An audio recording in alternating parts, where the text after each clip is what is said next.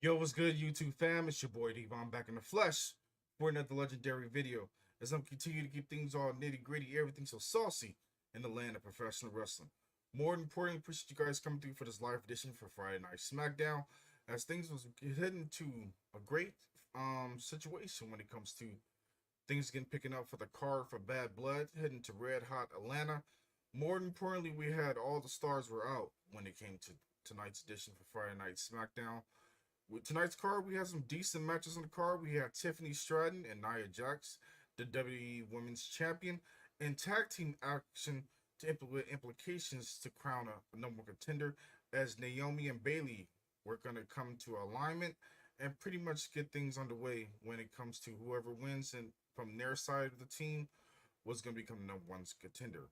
More importantly, things actually broke down as well as Nia Jax actually made her own stipulation for the actual match. If they was to lose, they was gonna be removed from SmackDown. But we had some great things just hitting off 100% from my own personal opinion. But the women's edition is still looking a little bit lackluster from my own personal opinion. Hopefully the women's division picks it up 100%. But lately it's just been flatline, and hopefully they pick it up and get things in a better mood just in overall the way how they've been handling the women's division. But I'd like to know from you guys, personal opinion, how you guys have been feeling about the women's division. But from my own personal opinion, it's been mid at best. I'm not liking the direction that they've been going when it comes to the women's division. Hopefully they step it up and pretty much give them a little bit more showcasing. But we shall see how things continue to progress in Atlanta professional wrestling for the women's division. As well as on tonight's card, we had LA Knight. You gotta love LA Knight, as he was in singles action defending the United States Championship against Andrade, who is the rightful owner of being the number one contender, to step up to the plate as LA Knight defended the United States Championship. The crowd was red hot tonight in Sacramento, California, not too far as being to the capital state of California, and things were looking good when it came to the actual match. We also had implications with the Bloodline being involved as well in six-man tag team action, as we had Jacob Fatu, Tama Tonga, and Tagaloa taking on the likes of Kevin Owens and DIY. But of course, we had to flip it up because things happened in controversy where the card was subject to change after the Bloodline had took out DIY. Furthermore, we ended up having Cody Rhodes and Roman Reigns coming face to face, aligning themselves to go against a foe in a sort of the Bloodline. Things have really been hitting the stride for the past 4 years, nearly, with the way how things have been picking up with the Bloodline. More importantly, this drama is really kicking up into high gear. I feel like the things are being lit up under a furnace, but things are really picking up as this is where officially in the fourth quarter of how things have been picking up when it came to the overall performance of the Blue Line, as well as the bloodline of the Blue brand. But more importantly, I'd like to know from you guys how you guys are feeling about the storyline just in general. Don't forget to hit the like button to keep things rolling for this show. But for my personal opinion about everything that has been going on with SmackDown has been feeling like the secondary B show just in general. But 2 hours, they did their job when it came to Triple H. He truly has been keeping us captivating. More importantly, keep us interested. Appreciate you guys coming through for this West Coast edition for some Friday Night Smackdown. But the card was decent for what it was. But let's go ahead and talk about everything that has been going on with the likes of WWE. Starting off with new signings when it comes to SmackDown. Officially, we'll be getting the Lucha Brothers from AEW. Officially, are still under contract with AEW. But as soon as their contract ends up, they already got their sites to be signed to World Wrestling Entertainment. Also, another big signing we have under the card is the Motor City Machine Guns, both former world champions in their respective being a part of TNA, and they will be coming to World Wrestling Entertainment under the banner of NXT. We still have a couple of people that are initially making a return as we are seeing the progress of how things are picking up with Charlotte Flair, but things are looking into the great direction as she will probably most likely be making a return for Royal Rumble. as well as the drama unfolding a part of the other pickup storyline with the Bloodline, Nick Aldis, and so many other the other drama that has been into a tailspin as we look like we got a peak of seeing Kevin Owens officially most likely making his heel turn in the near future. As well as how I'm feeling about Kevin Owens in general, I prefer for him to be a heel because he does his best work when he's a heel, a part of World Wrestling Entertainment. Even though he's been a face for a good little minute, it's about time we see Kevin Owens get to the swing of things, see how he progress, more importantly, get back to that heelish, vicious side that we know him to be, and more importantly, get back into the championship run of things, how they've been focusing in the title picture. The title picture is shaping up as we have Roman Reigns looking the gun for Cody Rhodes' WWE Undisputed Championship. As well, we have Solo Sikoa, who still has unfinished business, even though he has been racking up a whole lot of losses against Cody Rhodes. As well as Cody Rhodes looking for some new challengers along the lines of Kevin Owens, Randy Orton, Jacob Fatu, as well as LA Knight looking to probably make that leapfrog into the world title picture. But in overall, I'm looking forward to be continue to be captivated, more importantly, to continue to be interested of seeing how things continue to unfold through the course of the Blue Brand. The Blue Brand does look promising, as of course other follow-up wrestling news. The Blue Brand is making a switch, is officially a part of the U.S. network. I know a couple people in the internet wrestling community was still used to them being a part of the Fox Network brand, but they have officially made the jump to USA Network. If some of you got confused for a moment or had that little delayment of trying to figure out, hey, what channel is WWE on tonight? They were on the USA Network, and also temporarily, also with some breaking news, USA Network has officially made the stretch to 2025 over the course of next year. Follow up probably most likely until November once they get everything set up with Saturday night main event to make its return as specials on a weekly basis. Not weekly basis, but every other month we're gonna have Saturday night main event. And USA Network has officially approved for Friday Night Smackdown to make that 3 hour jump once Raw takes a back seat into 2025 to be 2 hours. But this is all temporarily until eventually both shows will be 3 hours. I don't know how anybody's going to be able to handle it, but from my own personal opinion, I'm going to be exhausted trying to watch all that wrestling for 3 hours. Ain't nobody got time for that, but more importantly, they need to keep it down to 2 hours, from my personal opinion, to keep people invested. 3 hours, people got things to do, and for, like myself, I'm a working man. I'm always working, always busy, and there's no way I'm gonna be sit there for a whole entire 3 hours. If I don't have the time, because I live on the West Coast, I will just catch some of the highlights and still be able to enjoy it, or I'll just watch it and then have a pre upload later, whereas it won't be a live edition for Friday Night Smackdown or any of the shows. It'll be a later date, probably within maybe 2 or 3 days. But more importantly, I hope you guys continue to be invested and continue to enjoy my content for this channel. But let's go ahead and get into everything that has been going on for this following edition for Friday Night Smackdown. Appreciate you guys coming through and showing your love and support. Don't forget to hit the like button if you just swing it through, showing you a little bit of love, or you're just trying to see what things I have been going on for this channel. But I want you to be a true member and true supporter of the channel. Don't forget to hit the subscribe button, hit the notification bell, so you be always up to speed when a new video drops from my channel. But let's go ahead and get into the actual things that I have broke down for tonight's SmackDown for September 20th, 2024. We had so many great things break down on tonight's show. We started off red hot with LA Knight versus Andrade for the United States Championship. This was all cylinders. I enjoyed everything that was in the press of this match. This match was decent, was smash mouth for what you could truly ask for. More importantly, it was captivating. The fans were involved into this match and they really enjoyed every single piece about it. LA Knight was able to pick up the victory by hitting that BFT to secure the victory and retain the United States Championship.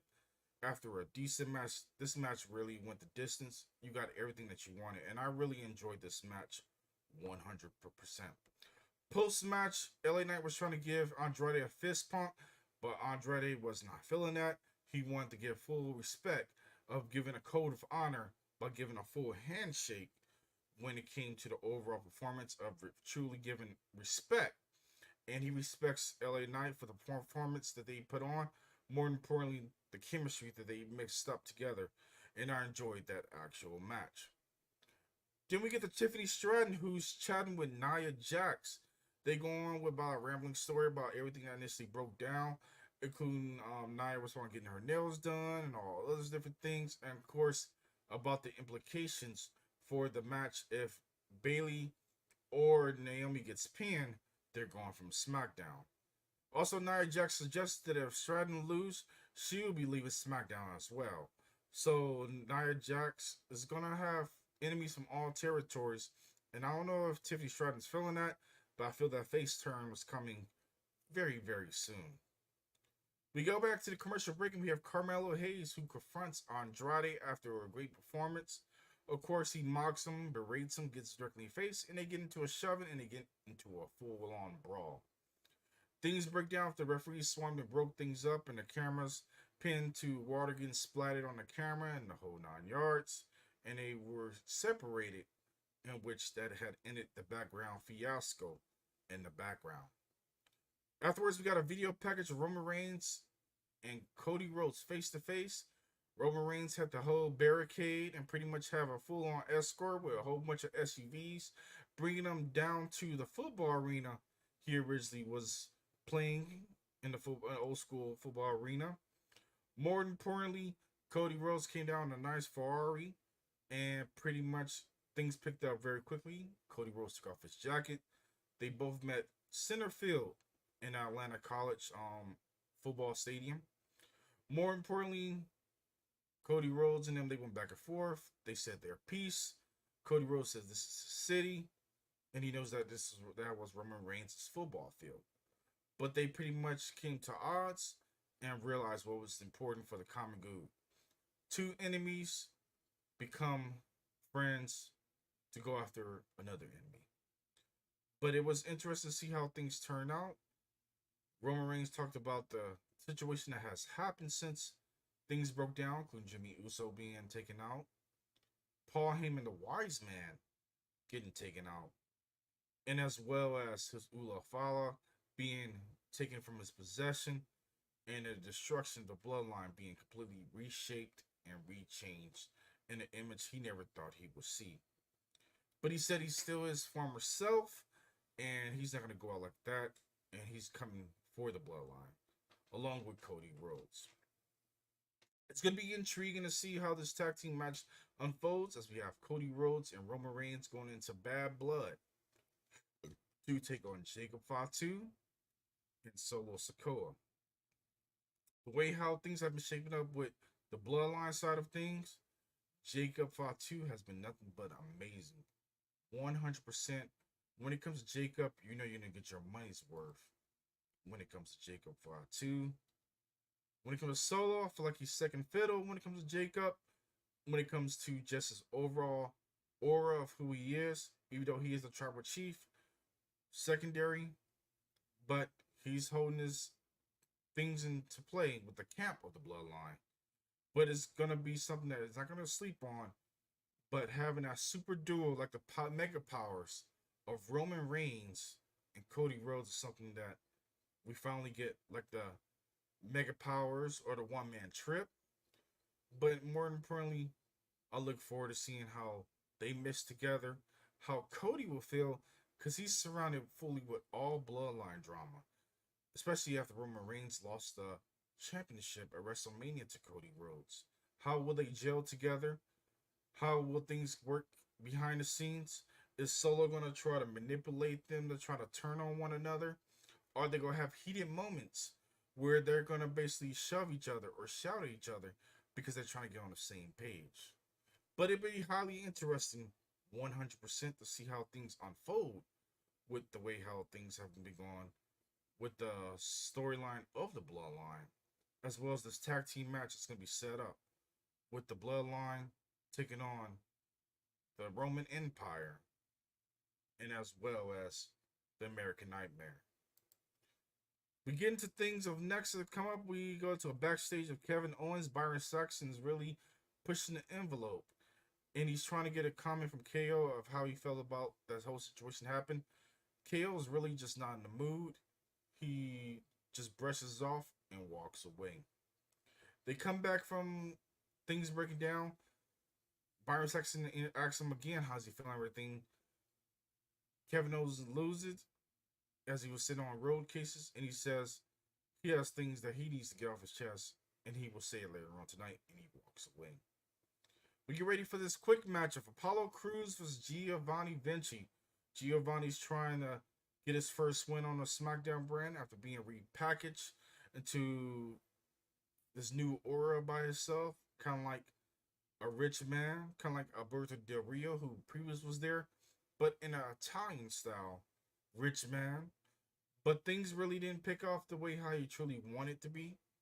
We had Apollo picking up the victory very quickly by hitting that flash pin, by scoring the pinfall very quickly. This match was a little bit of action, but more importantly, it was disappointing. But it was a quick pinfall as Apollo ended up picking up the victory over Giovanni Vinci. Followed with Apollo Crews celebrating Giovanni Vinci wasn't going to let things slide with a post-match attack and put the beat down to Apollo Crews. He ran him into the ramp. More importantly, he threw him back into the inside to draw up the heat and hit that vertical drop brain buster to seal the fate of Apollo Crews and smiled away as the crowd panned to the backstage to get ready for KO to pretty much seal things to the break. KO makes his entrance. He comes directly out after so many harassments from Byron Saxton trying to get him to talk. Eventually, Kevin Owens does come out. He has a whole lot to say, and he's up to no games whatsoever. He's aware about what people want to know how he feels about Cody Rhodes' team with Roman, and he has to be honest before he even got the chance to say anything. The Bloodline entrance breaks down with Tama Tonga's entrance. Love that thing. The thing was amazing, and all three of them came out. No Solo Sikoa tonight. He was missing, and actually, he was MIA tonight. Tomzar gets on the mic, and he has a whole lot to say as well. He starts talking in his gremlin voice and kind of just playing along with different things. Before saying that Roman and Cody Rhodes embarrassed Solo last week, and that was a big mistake. They're going to get what's coming to them at Bad Blood, but Kevin Owens tonight, he's going to get what he's got coming to him by the orders of the real Tribal Chief. This situation really broke down fairly quickly as Kevin Owens was surrounded by the Bloodline. More importantly, things really picked up very quickly as Kevin Owens just went to bat and said, okay, he got to do what he got to do. Ended up getting into a brawl. DIY came down to assist Kevin Owens into the melee brawl. Everybody got into a brawl. We ended up having Nick Aldis coming down to say, hey, we're going to settle things. Of course, staff broke everybody up and said, we're going to set the main event. The Bloodline members of Jacob Fatu, Tama Tonga, Tagaloa, taking on DIY's Johnny Gargano, Tommaso Ciampa, and Kevin Owens. The crowd was really hot for that, was saying let them fight, and so many other different directions through the course of this actual match. Then, of course, we get things ready as Naomi and Bailey kind of have a nice little talk before they get ready for their tag team match, Tornado Tag. They had a whole lot to say before offhand and say pretty much how they will give each other a title match if they win the respective number one contender and become the champion. Nia Jax and Tiffany Stratton made their entrance out to send everybody to the break, but then we got things underway for the tag team action. It was a whole lot of back and forth, a whole lot of bit of mixed communication between Nia Jax and Tiffany Stratton. Tiffany Stratton was able to knock out Nia Jax, but more importantly, things really broke down as a whole lot of drama went through the course towards the ending, as we ended up having a double pin between Nia being pinned by Naomi and as well as being pinned by Bailey. This set the course of things really break down as Jessica Carr, the referee, was kind of confused. She raised both of their hands and assumed it would be a triple threat at Bad Blood. But then, of course, after the course, we go into the commercial break. We have a little video package of Chelsea Green. Gotta love Chelsea Green as she's training for Mia Yim. And she's in a dumpster match against Mia Yim, apparently. Kind of like John Cena. You can't see her. And of course, she's doing all these whole bunch of little snares and different things, throwing weapons and throwing a dummy in a trash can and pretending like it's Mia Yim and pretending she got bit by her, which was kind of funny. I love what what Chelsea Green continues to do through the course of each and every single week. More importantly, it was being set up for next week. Nick Aldis is backstage with Bayley and Naomi. And of course, he said instead of booking a triple threat match, he's making it a number one contender between them both next week. As we're going to have Bayley versus Naomi face to face, one on one against each other. And whoever wins face Nia Jax. But I feel like Nia Jax is going to get involved and cause disqualification. Then it will be set up to be a triple threat match at Bad Blood in Atlanta. More importantly, the storyline still felt very mid. But I'll still be interested to see how things unfold as Bayley needs to regain her gold. But I feel like some way Tiffany Stratton is going to end up cashing in her Money in the Bank at Bad Blood. And we shall see how things continue to pick off through the course of Friday Night Smackdown. Then we get ready for the main event of the night. Kevin Owens makes his entrance out first. DIY music come on, but of course DIY does not come out. We end up showing the backstage pan of the Bloodline taking out DIY, going to bat with them, beating them down, and of course, backstage, putting a beat down and attack to them. As we continue to progress things, as the Bloodline finally made their way out, Kevin Owens is going to bat along, and he decided to get into a brawl with them, meet them halfway up the entrance ramp. But of course, we end up having the Street Profits making a save, going back to their original attires, with the blue and white attires, which I've always found great, with the little stripes on the side. And when the action got underway, it was a whole lot of back and forth, a lot of twists and turns. More importantly, I was looking forward to seeing more of how things continue to progress with this match. This match was all the way down to a no contest. That's how involved all these competitors got. The referee lost control of the match, and he decided to go for a no contest. Afterwards, the Bloodline took control of the course of everything that initially broke down. Montez Ford got taken out, as well as Angelo Dawkins.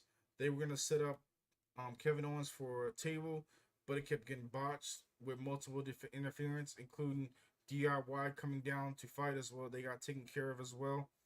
But things really broke down afterwards when we had Cody Rhodes making his actual return, coming running down with a chair, clearing house of the Bloodline to secure the faces of pretty much being on top.